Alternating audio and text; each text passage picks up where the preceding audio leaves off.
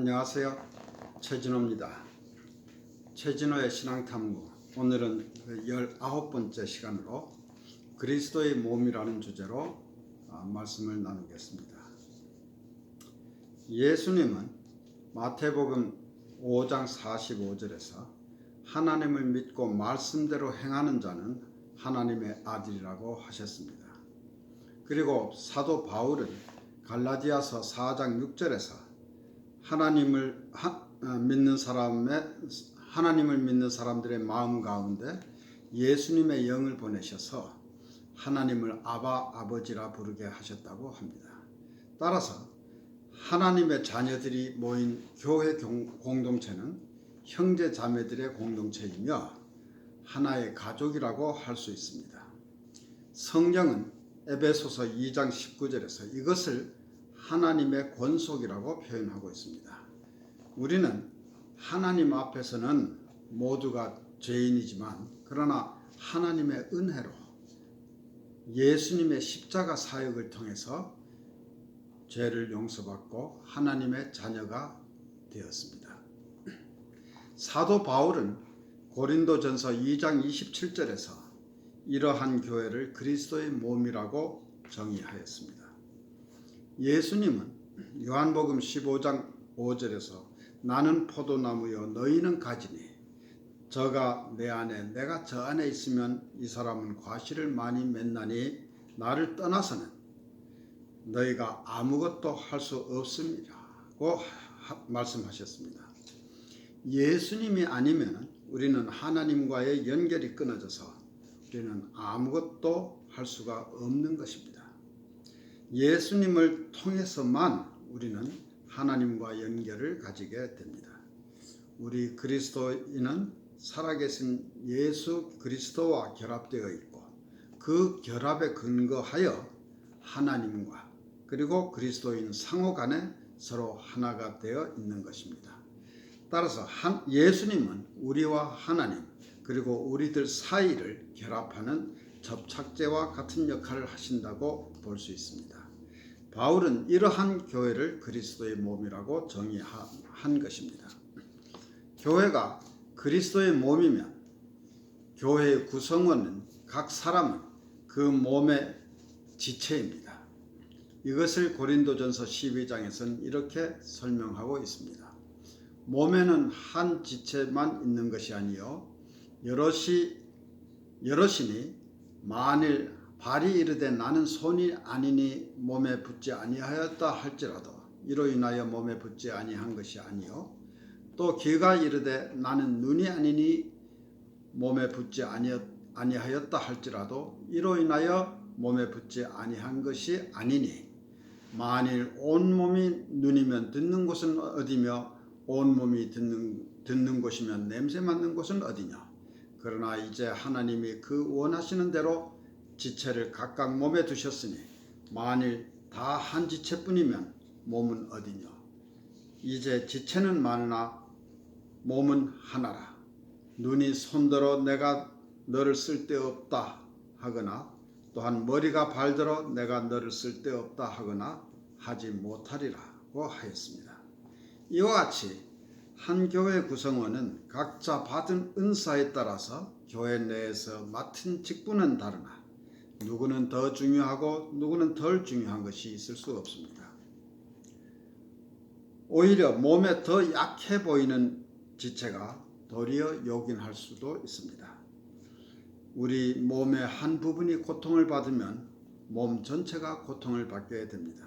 따라서 우리는 모두가 하나가 되어 서로 위하고 아끼며 보호해야 합니다. 교회 안에 분쟁이 생겨서 교회가 갈라지고 이 때문에 성도가 고통을 받는 것을 많이 봅니다. 교회 안에서 이기주의적인 생각으로 인해서 서로 경쟁하거나 서로를 헐뜯는다면 모두가 고통을 받게 됩니다. 그리스도의 몸된 교회 공동체는 교회 밖의 세상과는 달라야 합니다. 교회 공동체, 즉 세 사람을 입은 자들의 공동체는 인종이나 사회적 신분 등에 관계없이 하나가 되어야 합니다. 교회 안에서 각자 맡은 직분에는 차이가 있지만 어느 직분이 어느 다른 직분보다 더 존귀하거나 더 중요한 차이가 있을 수 없습니다. 사도 바울은 갈라디아서 3장 28절에서 너희는 유대인이나 헬라인이나 종이나 자유자나 남자나 여자나 없이 다 그리스도 예수 안에서 하나이니라 라고 하였습니다. 바울은 골로새서 3장 12절에서부터 17절까지 해서 너희는 하나님의 택하신 거룩하고 사랑하신 자처럼 긍휼과 자비와 겸손과 오주와 오래 참음을 옷 입고 누가 네게 혐의가 있거든 서로 용납하여 피차 용서하되 주께서 너희를 용서하신 것과 같이 너희도 그리하고 이 모든 것 위에 사랑을 더하라. 이는 온전하게 매는 띠니라. 그리스도의 평강이 너희 마음을 주장하게 하라. 평강을 위하여 너희가 한 몸으로 부르심을 받았나니 또한 너희는 감사하는 자가 되라. 그리스도의 말씀이 너희 속에 풍성히 거하여 모든 지혜로 피차 가르치며 권면하고 시와 찬미와 신령한 노래를 부르며 마음에 감사함으로 하나님을 찬양하고 또 무엇을 하든지 말이나 일이나 다 주 예수의 이름으로 하고 그를 힘입어 하나님 아버지께 감사하라고 하였습니다.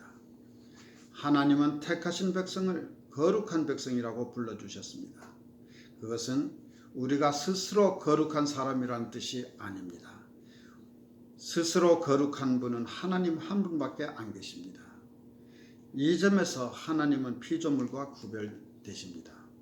하나님께서 그리스도의 피값으로 사신 우리를 거룩하게 구별하셨다는 뜻입니다. 따라서 우리는 그리스도 안에서 하나님의 거룩한 백성이 된 것입니다. 하나님께서 우리를 거룩하게 구별하셨으므로 우리는 또한 거룩하게 살도록 부르심을 받았습니다. 사도 바울은 거룩하게 사는 삶을 위하여 긍휼과 자비와 겸손과 온유와 오래 참음을 옷 입으라고 권면하고 있습니다. 바울은 이와 반대되는 성품으로는 음란과 부정과 사욕과 악한 정욕과 탐심이니 탐심은 우상숭배이며 분과 악의와 회방과 너희 입에 부끄러운 말이라고 골로새서 3장 5절에서부터 8절 사이에서 열거하고 있습니다. 우리가 하나님의 거룩한 백성으로 구별되었지만 아직은 우리 안에 있는 죄성으로 인하여 거룩하게 살지 못하고 그 반대로 행동할 때가 많습니다. 그러므로 우리는 항상 자기 안에 있는 악한 성품을 억누르고 제어하려고 애를 써야 합니다. 그러나 이것을 실천하는 데는 혼자의 노력으로는 매우 어렵습니다. 그래서 바울은 피차 권면하고 피차 덕을 세우라고 말하고 있습니다. 우리 모두가 부족한 인간이기 때문에 서로가 서로에게 선생이 되고 서로를 권면하고 양육하며 함께 성화를 이루어 가야 하는 것입니다. 그러나 서로 권면하는 일이 말처럼 쉽지 않다는 것을 종종 느끼곤 합니다. 아무리 좋은 뜻으로 권면하더라도 듣는 사람이 너그러운 마음으로 받아주는 것이 중요합니다. 남으로부터 자신의 약점을 지적받았을 때 겸허하게 수용하고 시정할 수 있는 사람은 많지 않은 것이 사실입니다. 또한 남에게 권면할 때도 상대의 자존심을 건드리지 않으면서 권면하기 위해서는 연습이 필요합니다. 부족한 인간들은 교회 안에서조차 서로에게 상처를 주기도 하고 상처를 받기도 하며 살고 있습니다.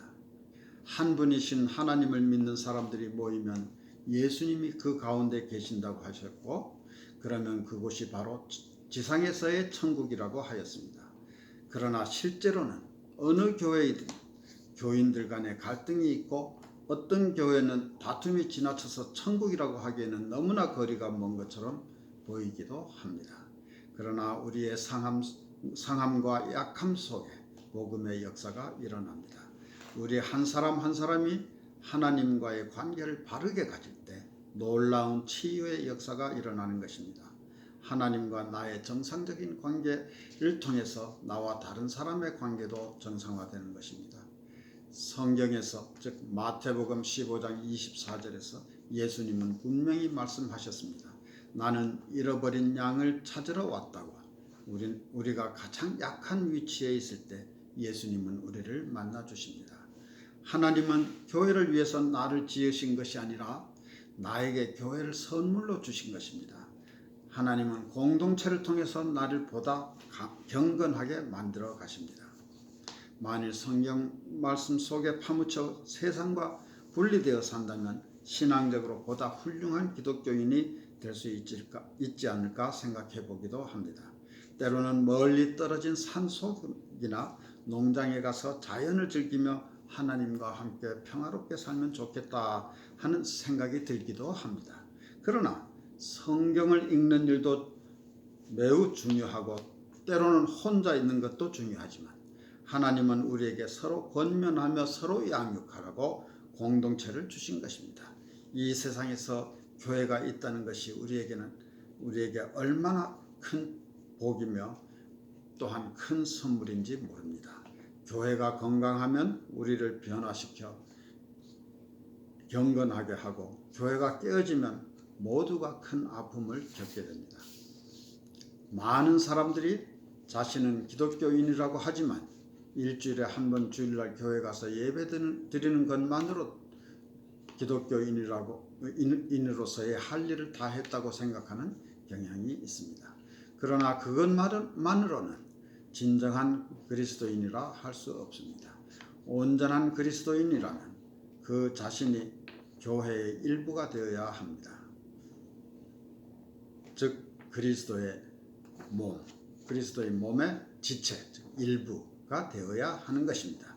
믿음 안에서 형제 자매된 자들의 교제를 통해서 우리가 서로 권면하며 양육하고 서로 사랑하고 아끼는 가운데 이 땅 위에서의 천국을 경험해야 할 것입니다. 우리 각자는 서로에게 선물입니다. 김 집사, 이 집사는 모두 나에게 귀한 사람이며 하나님께서 나에게 주신 선물인 것입니다. 그리고 우리가 서로가 서로에게 속한 자들인 것입니다. 이러한 우리가 하나가 되어 그리스도의 몸이 되는 것입니다. 바울은 이러한 교회를 그리스도의 몸이라고 정의한 것입니다. 감사합니다.